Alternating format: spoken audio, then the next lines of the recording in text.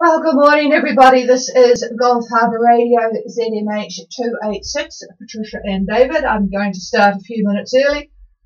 We've got nothing much going on here weather-wise at the moment. Boy, it's been a very tumultuous few days with horrible, horrible winds, and it sort of seems unnaturally quiet this morning. We've got virtually no wind from the southwest, about 3 knots. It's now, it's 100% cloud cover now, just very light stuff over the top of us, and 15 degrees at 1.5, and a barometer rising 1018.9. So those are the conditions here. We've got quite variable, different conditions for you folk out there in the ocean. We have Alcyon, who left New Caledonia, and he's got very light winds, very irregular, variable east winds, pretty much using the code 0 or the engine, with a light southerly swell. And well, he said the good news about all of that was that it was very good conditions to cook frogs and eat them well. I bet Alcyon, thank you for that yarn, is the only one out there eating frogs.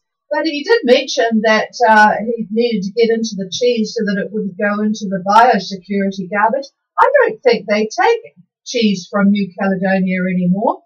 Certainly the last time we came in, which admittedly was a while ago, they didn't worry about cheese from New Caledonia because you folk now are into pasteurisation like the rest of the world. So I don't think you'll need to worry about the cheese, but yeah, some of those other interesting things might find their way to the garbage can. I want to know, do the frogs really taste like chicken? Well, you'll have to ask Jan that when he comes. But yeah, the folk that have left Fiji have certainly got a lot more wind, about 17 or so knots from the east-southeast, southeast. Good morning to folk on Mazu, or Peter, good morning to you. I was talking to Diego before. You guys look as if you're almost neck and neck there. And certainly there are boats that are fairly close to each other before you spread out. So conditions are not too bad from there. A little bit of drizzle around by the look of it. So all is well so far that we have heard of, and a real flotilla coming down from various directions.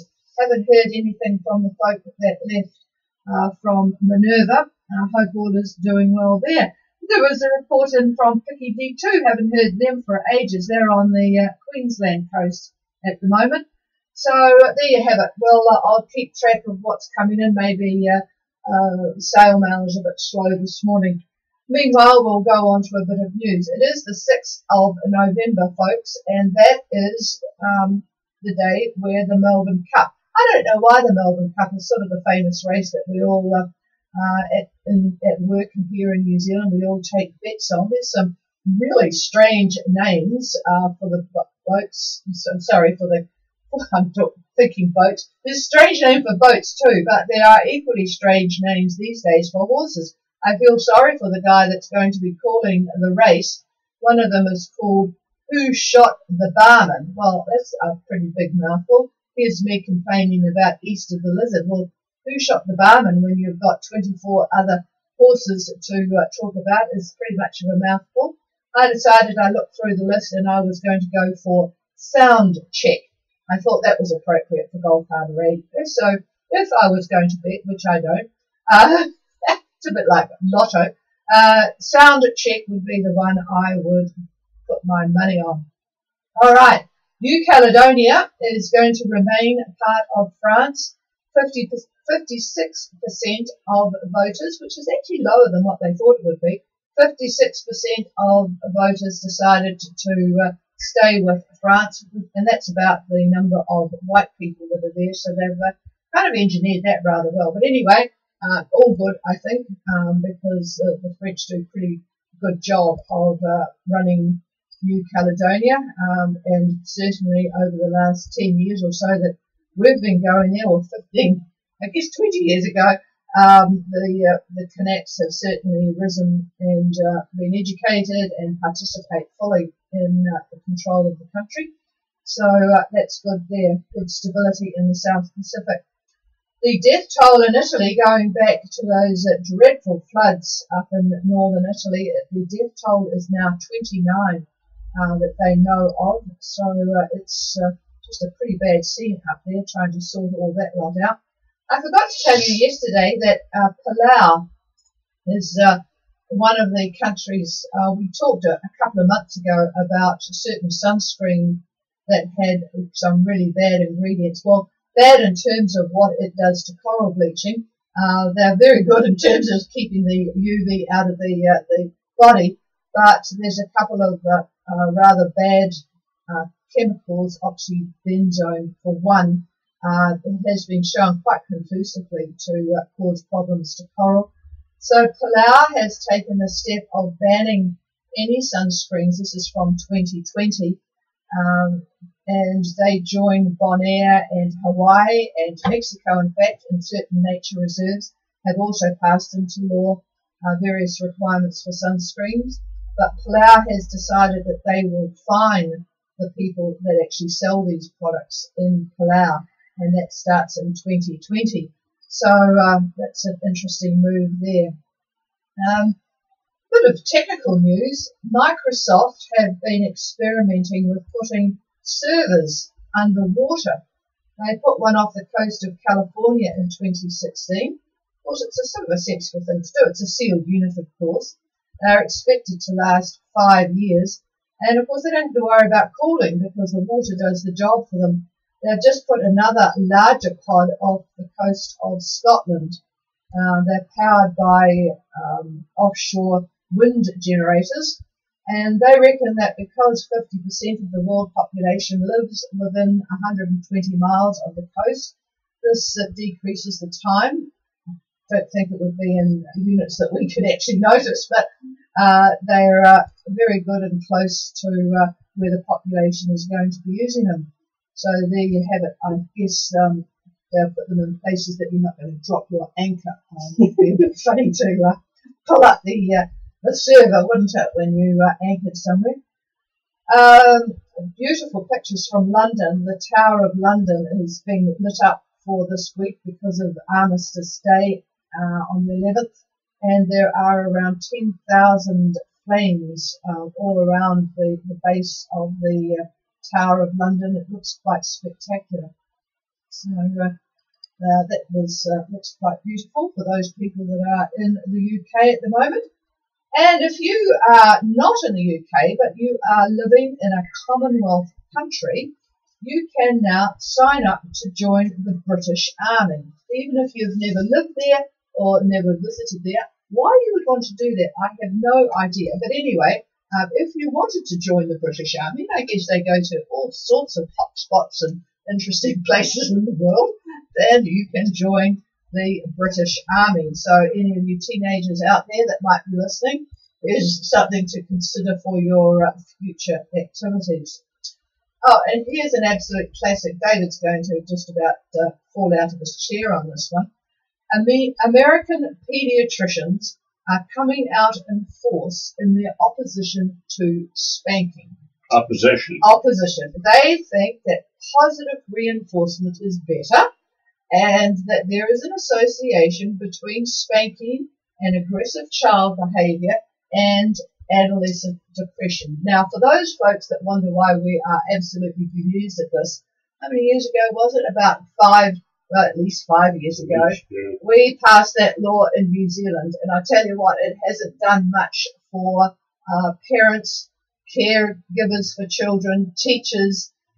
There is just no form of discipline now that works, and the children are making the most of it. So they'll get a little bit of a surprise when they join the British Army. Oh, yes, they will. Yes, if they've been brought up with this positive reinforcement rather than a whack on the bum when they've done something wrong, then I guess the British Army will get that out of them fairly rapidly. All right, that's about the news that's fit to. Well, I'm not even sure that it was fit to print, but anyway, that's the news for the day. All of you that are out there are interested in more interesting things than that. There is a report in now from Frank. He's going really well. He's now at 32 in 171. Very, very peaceful motor sailing, and he will arrive in Opua on Thursday. So that's one of our single-handers, so that's really good. And Four Seasons, good morning, Mark and Jude. They're, they're at the mob at 19 and a half and 176. Boy, there's a few of you out there with the Southeast 21, and your report has come through well too. So, yep, there's Mesotroy, Mazu, quite a few of you, and there was somebody else that's out there too, I can't remember. There was an email in from Avalon too. Now, whereabouts is that one? Anyway, if there's anybody that wants to call, please call now.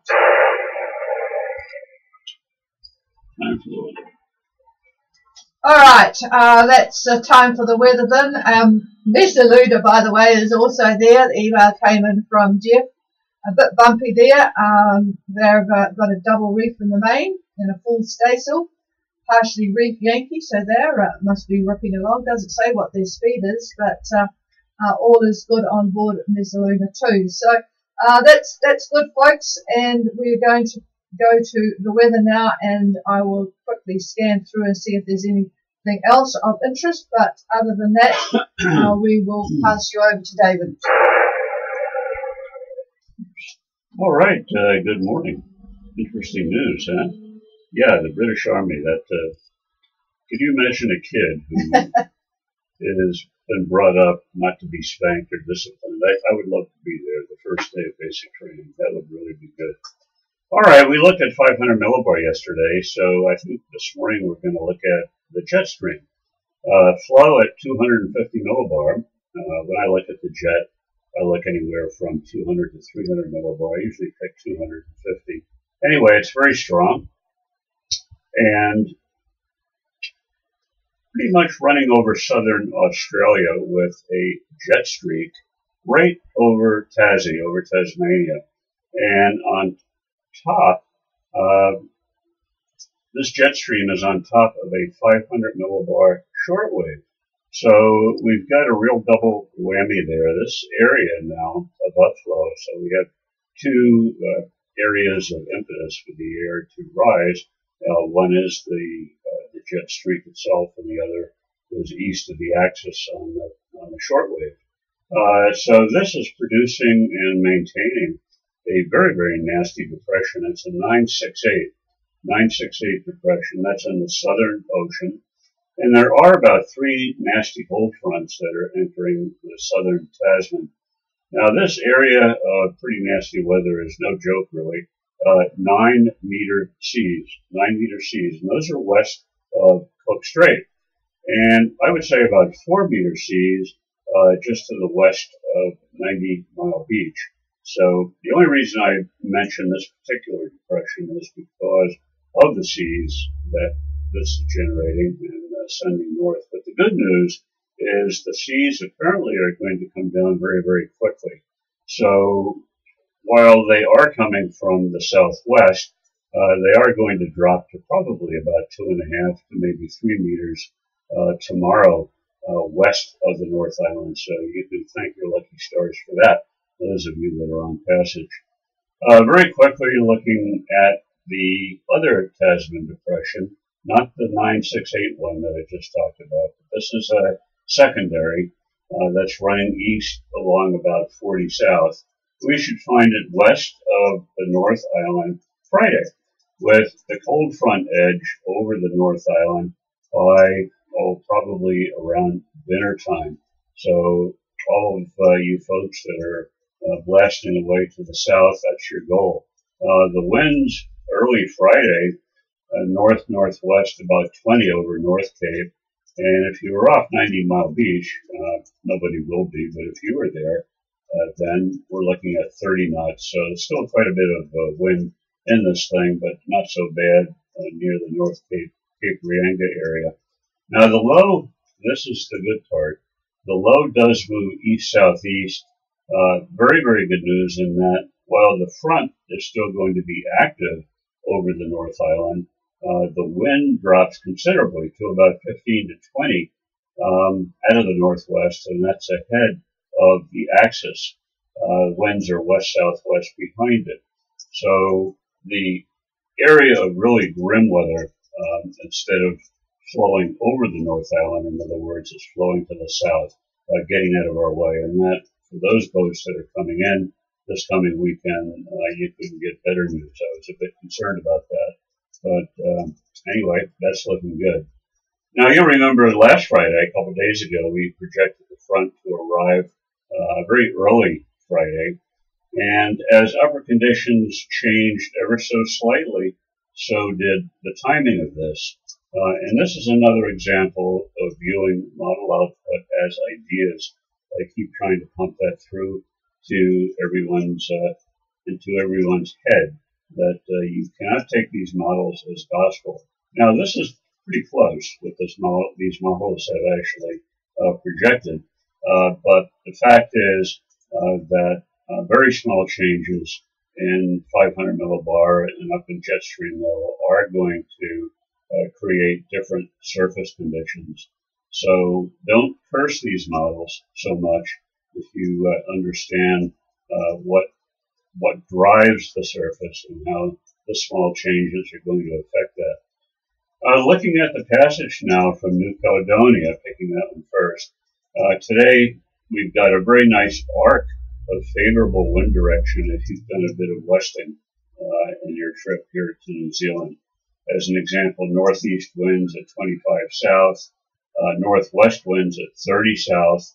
Now, the same thing that I mentioned just through Thursday, but the winds are going to pick up a little bit if you're a little too far west. A bit of westing is good, but too much westing is probably not a good idea because the winds are quite strong further to the west. Anyway, your arrival Friday, which it appears to be the case, all the emails and messages that we've gotten, this is what we were hoping would happen. So you're going to be arriving before the cold front and experience those northerly quadrant winds. And then, of course, you'll get the shift west to southwest winds after that passes. Now, the Minerva yachts, they should be in Friday as well, the ones that have left on Sunday. By tomorrow, at around 30 south, you could expect east-southeast winds if you went to Rumline, but east to northeast winds if you put in a little bit of westing on your trip here. Thursday, near New Zealand, northerly quadrant, the same, of course, for Friday. Very good direction winds for arrival for the Minerva yachts and the Tonga yachts as well. I think quite a few of them have popped into Minerva on their way south and hopefully pick Sunday as the day to take off. Now, those who left what I call late from Fiji, late in the sense that the really good window had passed, but a lot of you have left on Monday. In fact, a huge number have left. You're going to have easterlies to 27 south on Friday. Now, the frontal band that's going to go through New Zealand Friday and Saturday, that fortunately is going to start to break apart. And the next high is going to be taking over at that point. So your arrival, which should be probably, Tuesday the 13th, that would be probably a good average arrival time for those who left Fiji on Monday. You might find the high at that time just west of New Zealand. The winds, fairly light south-southeasterlies as you approach the country then. And that's not bad considering some of the worries that we had on that passage. Now, we did receive emails, a number of emails, of concern about a depression that's forming south of Niue, near Niue, and its track. This particular subtropical depression should eventually track southeast. It looks like it's not going to early on, but it eventually will do so. And when it does, it's going to compress the isobars a little bit east of the date line, not so much west of the date line, but east of it. And it's going to change the wind direction by doing that. Where we would have had very nice southeast trades there, now they're going to be more south-southeast, which is a bit of a nuisance, but not a worry. in terms of very bad conditions. It's just the direction that makes it a bit of a pain if you're a little bit too far east. Now, this passage from Fiji, as I said, should turn out okay for you. I think you're quite lucky, as a number of things could have changed the result of this trip. One of the biggest helps that we got on this trip is the dissipation of a couple of fronts that looked like they would have caused a bit of a problem, a little bit of an issue, but so far not the case. It looks like they're going to be dissipating. But still, things can change, so we need to be vigilant just in case. So the whole idea is just to keep looking, even though everything looks hunky-dory at the moment. Things can change very quickly. Okay, moving up into the tropics now, there's a few changes, talking of changes up there. Now, the active trough from the Solomons and eastward is still there, but now there are two areas of cyclonic rotation, or disturbances, if you will. These are noted through essentially satellite imagery. One's north of the Santa Cruz Islands, more or less northwest, and the other one is near Rotuma, not too far away from Fiji, but north of Rotuma. So we are going to have to keep an eye for developments there. So over to Tonga, there is a fair amount of cloud evident on satellite imagery. The active trough still affects Nui Tukatapu, while extended cloud from this trough does affect the main group. So there, you could expect cloudy conditions and the occasional shower. Vavau this morning reports winds variable to southeast, quite light, scattered to broken, the barometer 1014. You're looking at your barometer. The Hapai's easterly 6 knots. They had recent showers there, and their barometer 1015. And down in Tongatapu, southeast 6, and this is 5 a.m. by the way, scattered to broken, and the barometer 1017. The winds for the main islands there in Tonga, east, southeast, this is around lunchtime, east-southeast, getting up to about 20 knots.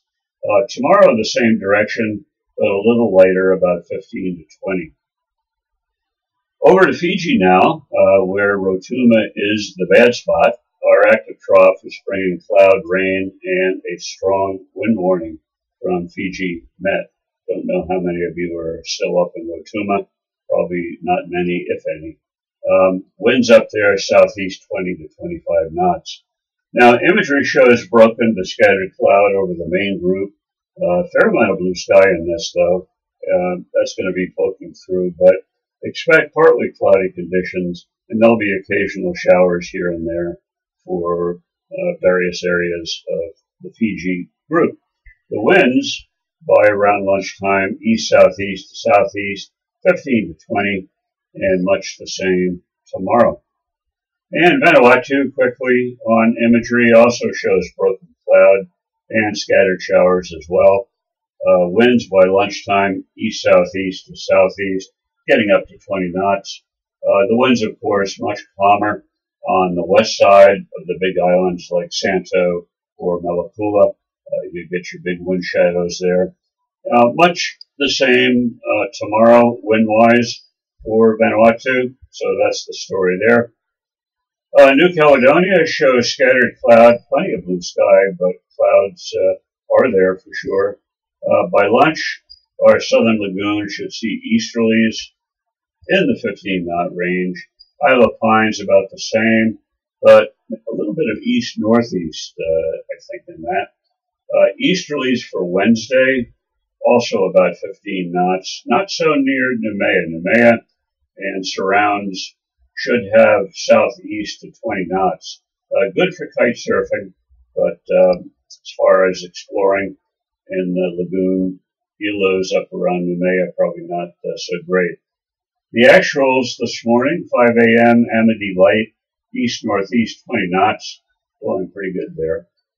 Ile de Pan, east 7, and Noumea was showing east-northeast, 21 knots. so quite a bit of air. So a real summary then for New Zealand arrival. The boats that are about to do it are probably not hearing us, but somebody may be chatting with them. So Wednesday, tomorrow, northerlies 10 knots. This is approaching New Zealand. Northerly 10, flat periods with scattered showers. Tomorrow or Thursday, also northerlies about 15 knots. Same amount of cloud and showers. And Friday, the 9th, is the arrival of the cold front late on Friday. So hopefully all of you will be in by then, except for you Fiji yachts, which are still going to be out and about. And the very next cold front that I could see that's going to affect New Zealand looks to be around the 16th of November. That's a Friday. That's a long way out. We'll have to see how accurate that turns out to be, but something to think about. And that's it for me. Any questions or comments, come now, and I'll pass this over to the boss. All right, and I forgot to say, Avalon reported, well, that was last night and talked about it yesterday. They saw plenty of whales and dolphins riding the swells as they left. That report came in at 28 south and 167 east. And for those that are commenting that Denarau is almost empty, thanks for that, Caitlin. You will see Andiamo returning. They had a mechanical issue. Mike said he's back to Denarau, and they'll be looking to get that fixed and sorted out for another departure. All right, there is a question coming in. I'll just pass the microphone back to David. Well, the one yacht that's in Denarau is wanting to leave on Wednesday, it looks like. Scoots. Scoots, is it? Leery of passing west of the low, that was the concern. No, I don't think it's going to bother you directly. What it will do is change the shape of the isobars east of the dateline. You heard me say that, I hope, a few minutes ago. So if you were east of the dateline, and you probably will not be, your winds will be south-southeast, and that's because of that depression. But as far as being involved intimately with it, I don't think that'll be the case. So it looks like if Andiamo got organised, they could get back on the road by then as well and have some company out there. It's always good to at least keep in contact or know who's out there beside you in case your radio craps out. You've at least got your VHF going. I know there's a couple of boats that have that problem.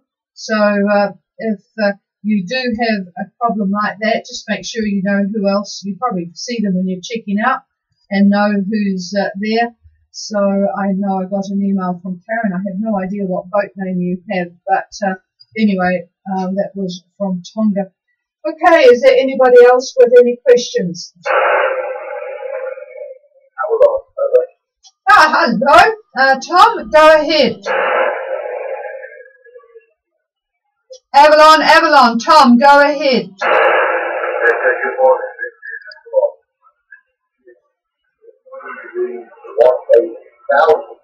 167 degrees, 10. Over. Okay, so you've done a degree since last night. I'll put this in the system for you to save you. 2918 and 16710. So have you got any more wind yet? Over. That was correct. Course over ground is 1502. Speed over ground will be 6 knots. Wind is north of 7 degrees to 7.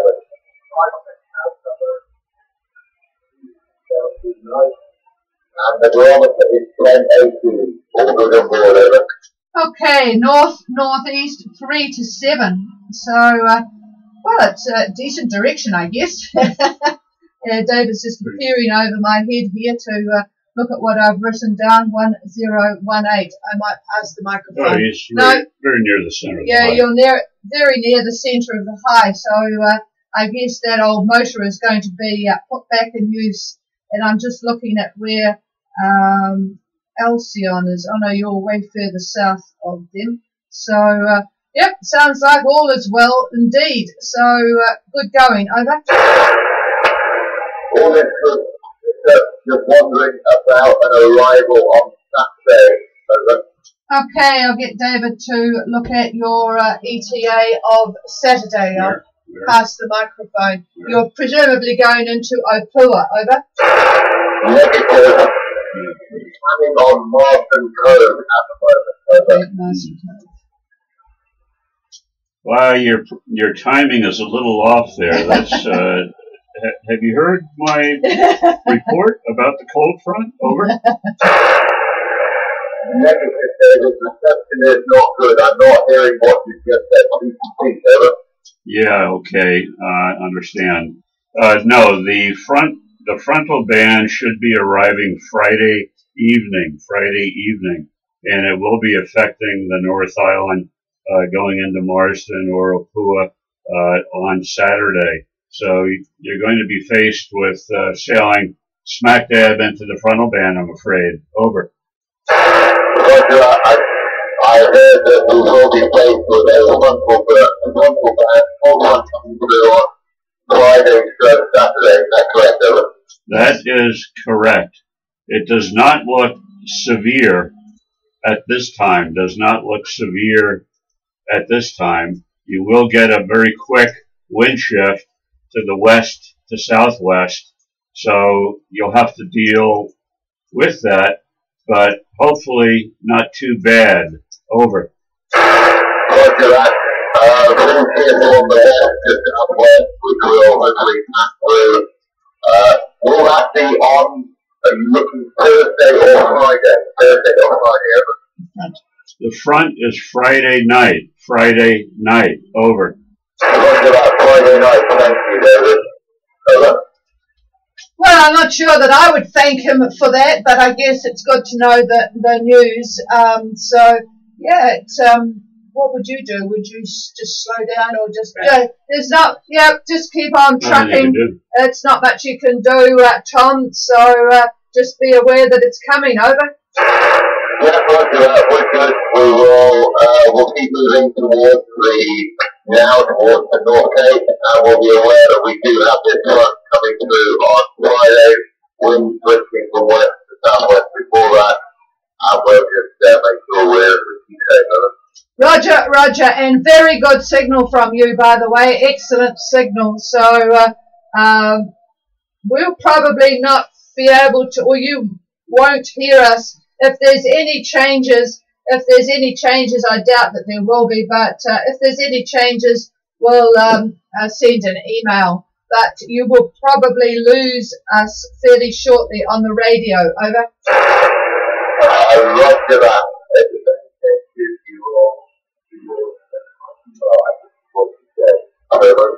Roger, Roger, Roger. Okay, we'll clear with Avalon. Is there anybody else? Do I have any relays from anybody? Nothing heard. All right, we will be back again tomorrow. Same time, same place, folks. You'll probably be scattering a little bit, or the gaggle, as David would call it, that left together from dinner hour. You'll be separating out a bit by tomorrow. We'll be back again tomorrow morning. The frequency is all yours. I have got the ham net control today in an hour and a half.